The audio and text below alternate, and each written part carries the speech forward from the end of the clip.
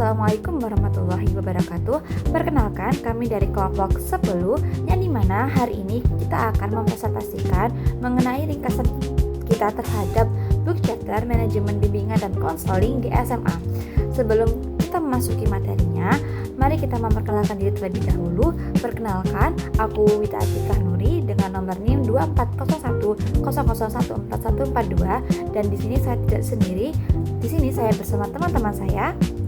Perkenalkan, saya Risa Putri Salsabila dengan NIM 240100141235. Perkenalkan, nama saya Putri Rizka Wulandari dengan nomor induk mahasiswa 240100140086. Halo, perkenalkan nama saya Gestia Safaraja dengan NIM terakhir 198. Chapter ini menekankan bahwa bimbingan dan konseling di SMA perlu dikelola melalui manajemen yang terencana dan berkesinambungan, bukan dijalankan secara spontan atau insidental. Peserta didik SMA berada pada tahap perkembangan remaja akhir yang ditandai dengan proses pembentukan identitas diri, peningkatan tuntutan akademik, dan persiapan menuju pendidikan lanjutan dan dunia kerja. Kondisi tersebut menuntut layanan BK yang tidak hanya berorientasi pada penyelesaian masalah, tetapi juga berperan dalam pencegahan, pengembangan potensi, serta perencanaan masa depan. Dalam book chapter dijelaskan bahwa manajemen BK di SMA mencakup yang pertama, perencanaan program BK secara tahunan dan semester. Yang kedua, pelaksanaan layanan berdasarkan kebutuhan khas siswa SMA. Yang ketiga, evaluasi berkelanjutan untuk peningkatan mutu layanan. Penekanan utamanya adalah bahwasanya manajemen BK di SMA berfungsi sebagai alat untuk memastikan layanan BK berjalan terarah, sesuai tahap perkembangan remaja dan mendukung kesiapan akademik serta karir siswa. Lalu yang selanjutnya adalah landasan teoritis dan prinsip pengelolaan BK di SMA. Untuk pengelolaan BK di SMA ini mengikuti tahapan fungsi manajemen, yaitu yang pertama ada planning atau perencanaan. Jadi guru BK di sini menyusun program dengan mempertimbangkan hasil asesmen kebutuhan siswa seperti tekanan akademik, dinamika pertemanan, dan juga kebingungan karir. Lalu yang kedua ada pengorganisasian.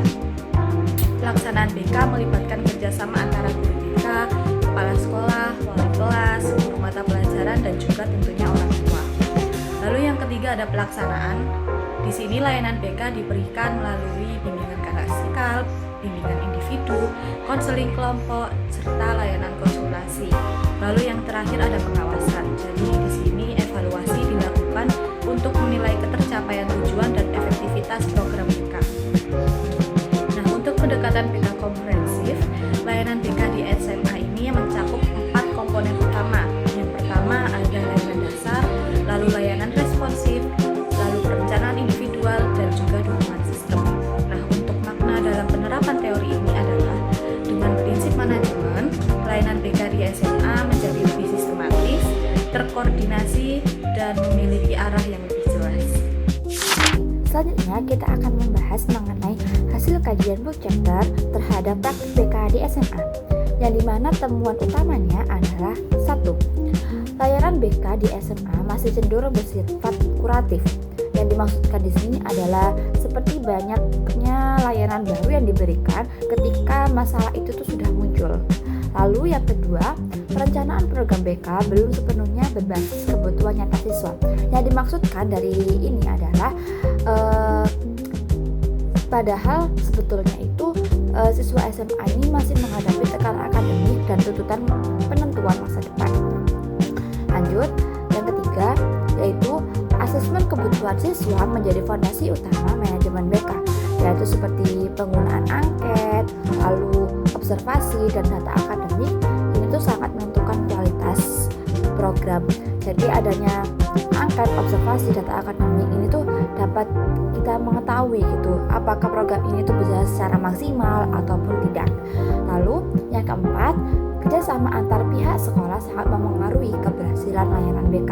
Yang dimaksudkan di sini itu ada kerjasama antara guru BK, wali kelas maupun guru-guru lainnya, guru-guru mata pelajaran maupun kepala sekolah seperti itu. Karena jika kita ada kerjasama antara warga sekolah, maka akan bisa memudahkan kita untuk meraih program yang kita inginkan. Lalu yang kelima, yaitu yang terakhir, ada evaluasi program yang belum dilakukan secara konsisten.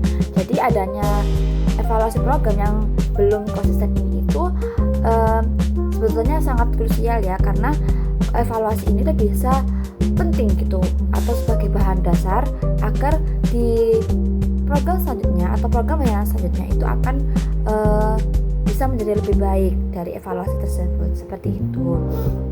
Jadi manajemen BK di SMA itu harusnya tuh perlu dikuatkan lagi agar layanan BK lebih preventif, relevan, dan berorientasi pada perkembangan siswa secara menyeluruh. Selanjutnya akan dibahas oleh teman saya.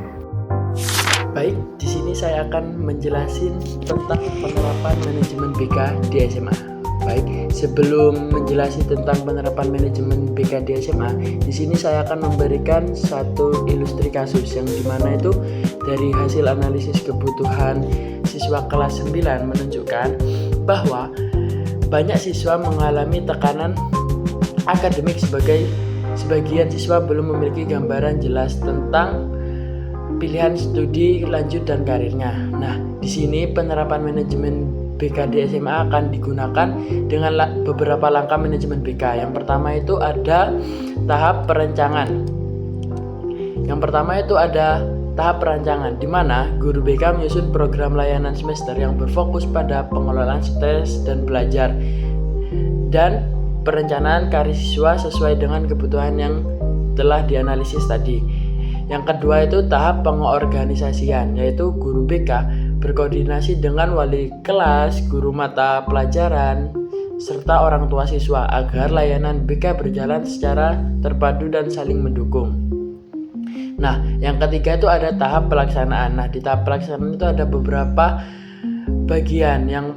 Yang pertama itu ada bimbingan klasikal. Nah, bimbingan klasikal tentang manajemen waktu dan strategi belajar.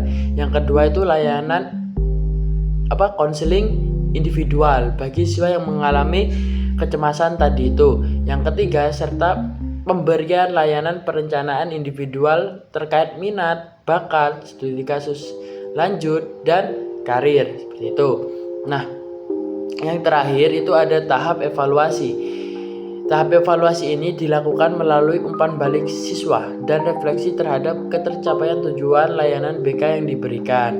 Nah, adapun dampak dari penerapan manajemen BK ini adalah siswa menjadi lebih siap secara emosional, memiliki arah studi dan karir yang lebih jelas, serta layanan BK di sekolah berjalan lebih sistematis dan terstruktur. Nah, itu saja yang bisa saya jelaskan dari materi yang saya bawakan. Terima kasih.